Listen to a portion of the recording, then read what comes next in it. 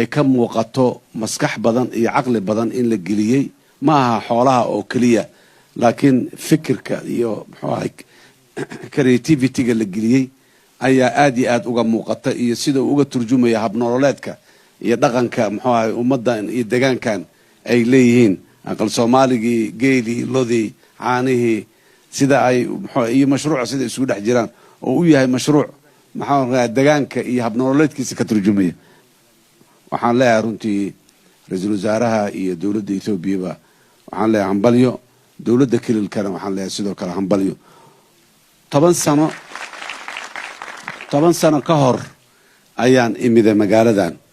runtii sidan iyo si u dhow midna ma ay ahayn isbedel aad iyo aad u weyn ayaa ka muuqda magaaladan khaasatan dhinaca infrastructure-ka oo runtii ah muxuu ahay meesha horumarku meeshu ka bilowda infrastructure la'aan horumarba imaanayo mashruucan hadda deegaankan shaqo abuuris haday tahay dhaqaale keenis haday tahay yani dalxiiskii dadka imaanayo dhaqankii iyo habnololeedkii muxuu ahay ummadda iyo deegaanka oo la barta haday tahay yani dhinac walba muxuu ahay faa'iidadaas ayuu u leeyahay marka aad iyo aad ayaan u hambalyeynaya madaxweyne Mustafa iyo dadka deegaankaba in ay mashruucan heleen dowladda Ethiopia in ay xoog gelisay isbedelka iyo dib u dhiska iyo horumarka ka muuqda deegaanka sida loo wada sheegay dadka Soomaalida geeska Afrika ku nool meel kasta ay joogaan dabcan dad walaal ah waa ra-iisul wasaaraha sheegay mar walba ka laga shaqeynaya dadka in la mideeyo ayaguna wada shaqeyn iyo wada jir way leeyihiin si ay u wada jiraan wayna wada jiri doonaan wayna wada shaqeyn doonaan haddii la yiraahdo dadka Soomaaliyeed laakiin meel kasta ay joogaan waxaan aad iyo aad ugu faraxsanahay in wiilal Muqdisho ka yimiday ay halkan yimaadeen investment geliyeen yani aanay dareemaynin markaan wareystay inay tageen dal kale iyo dal ajnabi iyo muxuu ahaa inay tageen aanay dareemaynin oo halkan ay geeneen investment waliba waxyaabaha qariibka waxa kamid ah dhalinyarada halkan timida Soomaalida investment-ka ku leh waxa kamid ah dadka banaadiriga la yiraahdo ee Muqdisho degan oo ah yani dad socodka dhaqanka reer guuraaga ee hal socda ah aanan waliba aanan aqoonin runtii wax badan oo qurux badan waaye sidoo kale dhalinyaro badan oo deegaankan u dhalatay ayaa joogta Soomaaliya iyo meelo kala duwan oo fara badan oo ayagana sidoo kale maal gashaday dhismayaal qurqurxoon iyo hanti fiican geliyay marka Soomaalidu meel kasta ay joogto sida ayay u wada jirtaa markay timaado dhinaca nolosha dhinaca dhaqaalaha waxa wanaagsan ee dabeecadda wanaagsan Soomaalidu leedahay dhaqaalaha ma qabiileysna dhaqaaluhu ma kala go'go'na Soomaalida inta degan midda Soomaaliya degan midda Kenya degan midda maxaan ku raadayay Djibouti degan dhammaan meel walba aad tagto waad ku arkaysaa intoodaba inay wada nool yihiin wada joogaan shirkoobeen wax isku darsadeen ay wax wada leeyihiin dhammaan marka runtii arrin aad loogu farxo waaye arrintaas waxayna ka mid tahay meelaha oo aan xoogga ku leenahay oo ay tahay inaan xoojino gobolkan muxuu ahay faa'iidada u ah gobolka geeska Afrika oo laga wada faa'iido doono hadii la yiraahdo haddaan nabad la helin lacag kasta oo la haysto aqoon kasta oo la leeyahay horumarku ma imaan karo mana lagu riyoon karo in la horumaro laakiin nabadda ayaa asaas u ah deegaankan quruxda iyo horumarka iyo wanaaga ka muuqda waxa waaye nabadda waaye nabadda hal la adkeeyo dhaqaaluhu asaa imaanayo horumarka asaa imaanayo laakiin haddii nabaddu ay liicdo wixii la qabtayna way baaba'ayaan wax cusub oo la qabanayana ma imaanayaan marka mar walba dardaarankeenu wuxuu yahay dadka muxuu ahay in xoogga saaraan nabadda mas'uuliyiinta Ethiopia guud ahaan oo hogaaminaya ra-iisul wasaaraha iyo mas'uuliyiinta deegaanka ee Mustafa hogaaminaya intaba waa ku bogaadinaynaa waana ku ammaanaynaa juhdiga ay geliyeen nabadda si loo xoojiyana waa in dhaqaalaha la dhisaa haddii aanan dhaqaale la dhisin oo dadka noloshooda aan wax laga bedelin nabaddu ma adkaanayso mana xoogaysanayso sidaas daraaddeed waxaan ilaahay mar kale hambalyo guud ahaan meel lagu daysado lasoo eegto laga misaal qaato oo intaanoo kale iyo in lamida iyo meelo kaloo badan oo Soomaaliduna ku nooshahay ama gobolka geeska Afrika ka tirsan laga sameeyo ay noqon doontaa wax lagu daysadana waa loo baahan yahay runtii aad iyo aad u mahadsantihiin ay ka muuqato maskax badan iyo caqli badan in la geliyey ma aha xoolaha oo keliya laakiin fikirka iyo muxuu ahay creativity-ga la geliyey ayaa aad iyo aad uga muuqata iyo sida uu uga turjumaya habnololeedka iyo dhaqanka muxuu ahay ummaddan iyo deegaankan ay leeyihiin aqal Soomaaligii geelii lodii caanihii sida ay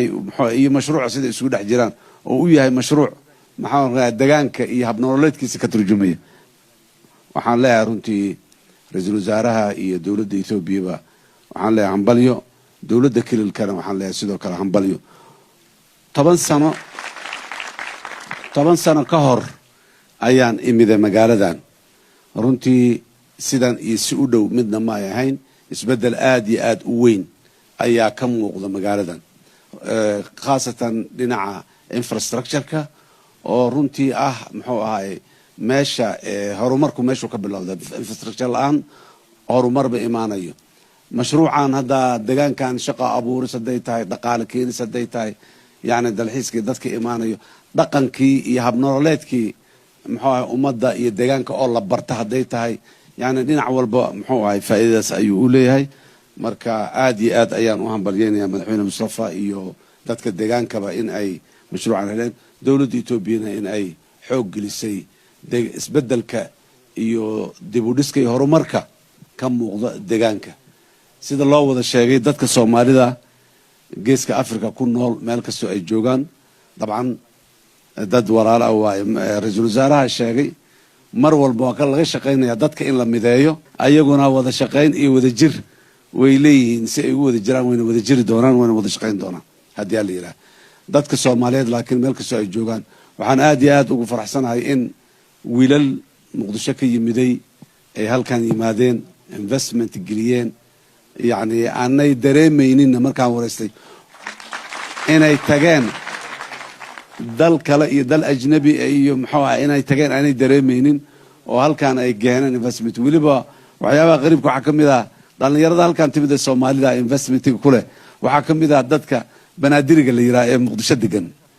oo yani dad socodka dhaqanka reer guuraaga ee hal socda aanan waliba aanan aqoonin runtii wax badan oo qurux badan waaye sidoo kale dhalinyaro badan oo deegaankan u dhalatay ayaa joogta Soomaaliya iyo meelo kala duwan oo fara badan oo ayagana sidoo kale maal gashaday dhismayaal qurxoon iyo hanti fiican geliyay marka Soomaalidu meel kasta ay joogto sida ayay u wada jirtaa markay timaado dhinaca nolosha dhinaca dhaqaalaha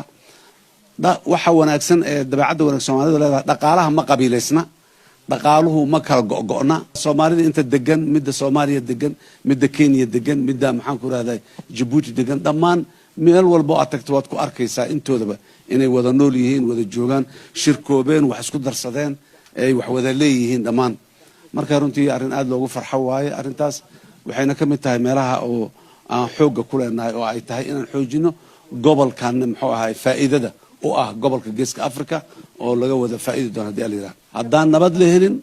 lacag kasta oo la haysto aqoon kasta oo la leeyahay horumarku ma imaan karo mana lagu riyoon karo in la horumaro laakiin nabadda ayaa asaas u deegaankan quruxda iyo horumarka iyo wanaaga ka muuqda waxa waaye nabadda hal la adkeeyo dhaqaaluhu asaa imaanayo horumarka asaa imaanayo laakiin haddii nabaddu ay liicdo